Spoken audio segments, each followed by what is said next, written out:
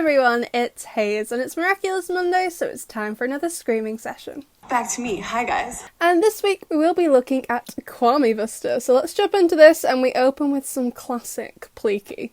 We don't get enough of them together in the show, and honestly, the main reason I'm personally the most excited for Adrian and Marinette to get together is so we'll get more Plag and Tiki moments.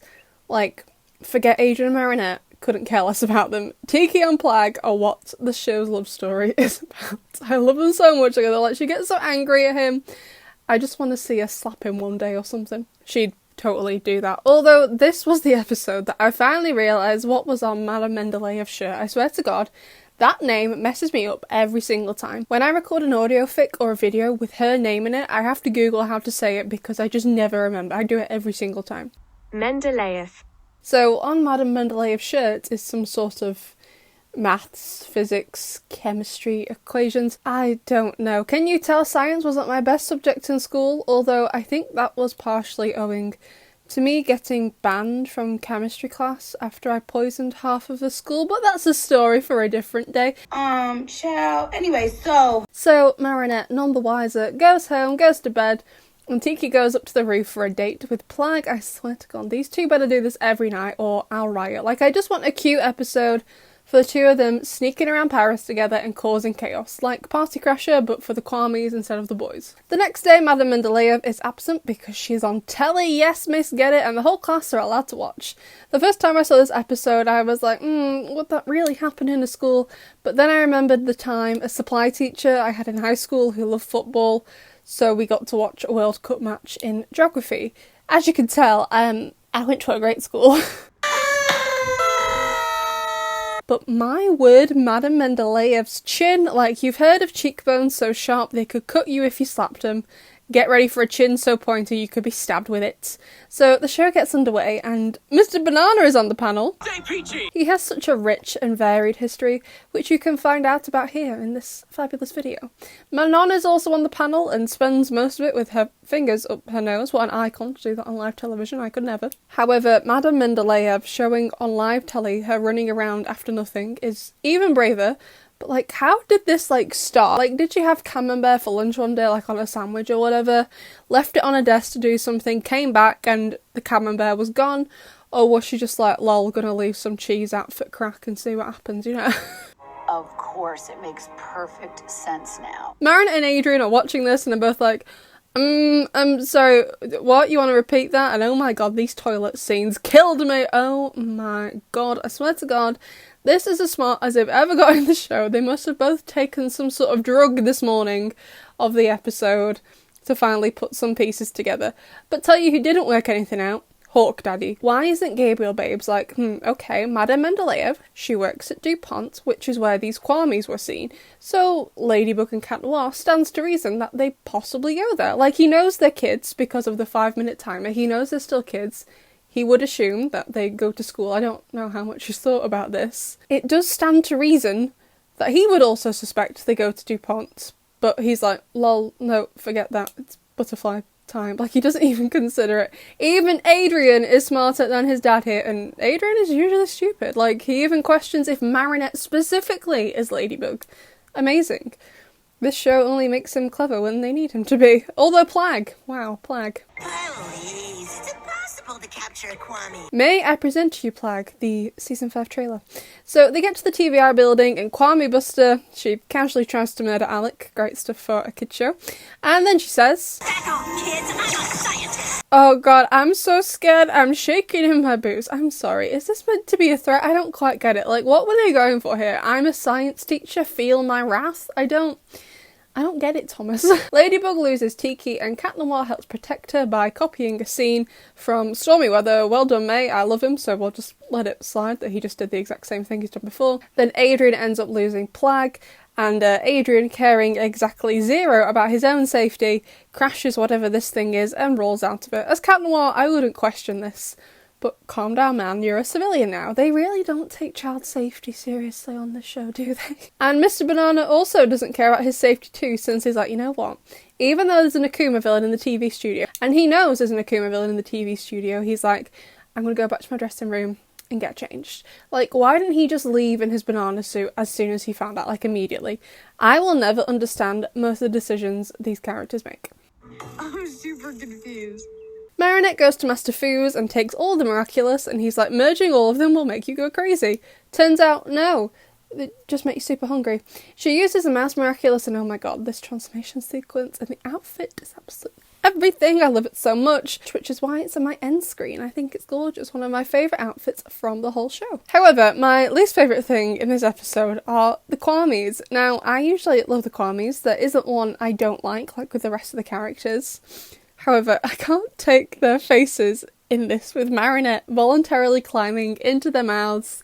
Just, this episode is full of cursed Kwami images, so I put together a compilation of them.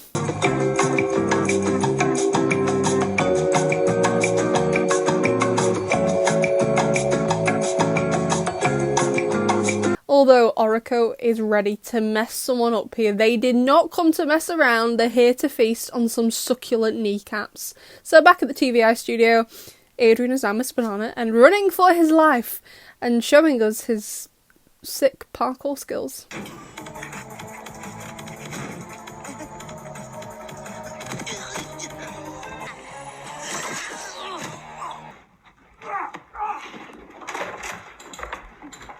Like, just climb over normally. But no, he's like, gotta roll over it. Like, fine going one way, but then on the way back he breaks like 3 computers. It's a good job he's rich, isn't he? So, Multi-Mouse tucks Adrian in the banana suit, and how does she not recognise his voice? Or does the quantum masking work with this costume too? Oh my god. Have we just discovered another Miraculous? The Lost Banana Miraculous? What you just said is one of the most insanely idiotic things I have ever heard. At no point in your rambling, incoherent response were you even close to anything that could be considered a rational thought.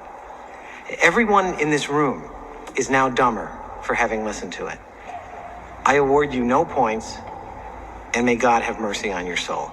So the resolution of this episode is amazing, and I will be honest with you, I don't fully understand it properly. But I have been assured it does make sense, but I am a little bit stupid. But I still love how complex it is. It's great. Although I'm not so sure on this plague unification pose, I'll be brutally honest with you. What is she doing? So everything gets fixed and Cat Noir's like, Ladybug, wait! I wanted to apologize for my Kwami. I don't know what he was doing in that elementary school. It was a high school. I thought it was a middle school, for God's sake, my whole life is a lie. But I do think how it's funny how Ladybug went to rather extreme lengths. She did pretty much a lot of this episode was her trying to not only, you know, get Tiki and Plague back, but also convince Cat Noir that she didn't go to DuPont and that she wasn't Marinette. She went to pretty big lengths to achieve all of that. Whereas he's just like, oh yeah, lol, I don't go there. My Kwami was just in the area for cheese because he's crazy. And she was convinced. Amazing. So let's take a look at the fan art for this week. The first piece is from Make Locker, and it's basically Multi-Mouse, and a very good timing for this piece of fan art. It's basically Multi-Mouse in 7 different styles. So the main one we got in the middle is Tinkerbell, we've got Word Girl, we've got Melter Pony. I love Melter Pony. Still haven't watched the last season yet, I know.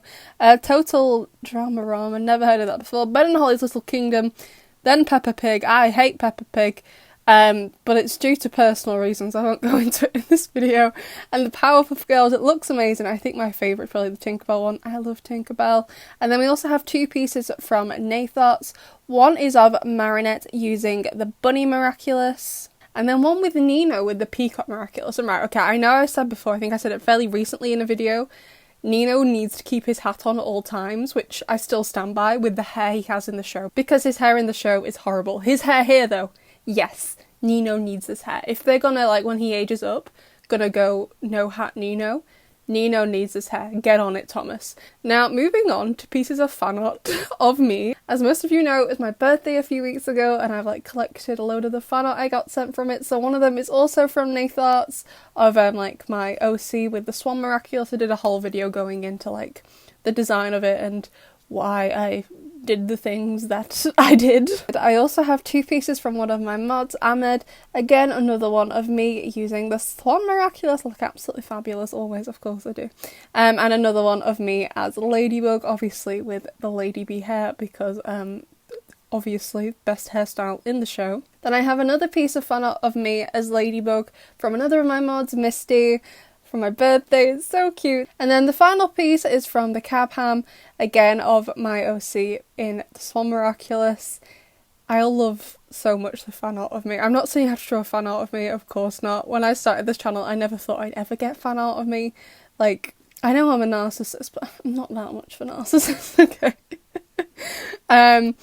But to think people, first of all, like me enough to think, I want to show Hayes my fan art and then take it one step further and actually draw fan art of me rather than the characters from the show, and then like put me in the show itself, like put me in like a Ladybug costume or whatever, is amazing. I think up until now I've been drawn with a Ladybug Miraculous, the Cat Miraculous, the Mouse Miraculous, and my own Swan Miraculous. So it's an absolute huge honour, so thank you so much, besties. I really enjoyed spending time with you on my birthday if you were able to make the live stream.